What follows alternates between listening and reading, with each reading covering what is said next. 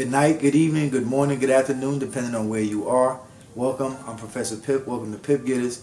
Just want to share something with you guys I call numb to pain or numb to loss. In life we go through pain, sometimes we go through loss in life.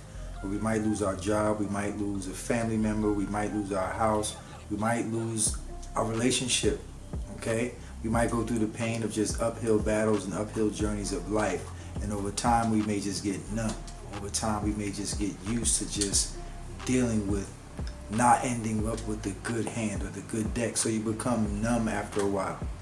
And in my trading, what I did was kind of compare that to my trading when I just got numb to just stop losses. And when you become numb to just being stopped out, or when you get numb to your stops or your trades not going the right way, or you might go through a losing streak, you compare it to those times in life where things just wasn't going your way and you just become numb to it.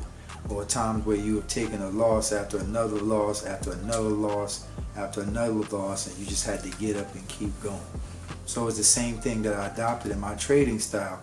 Is now when I get my losses or days where the trades don't go exactly how I wanted it, it's just after years of trading I just got numb to loss or numb to pain.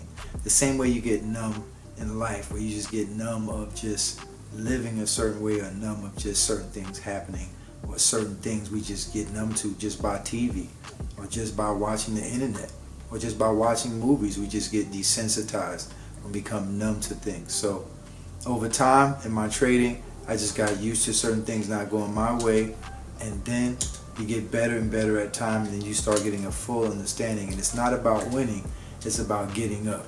And it's about doing it over and over and over again, the challenge every day. Thank you very much for your time. I appreciate it. Again, subscribe, and thank you.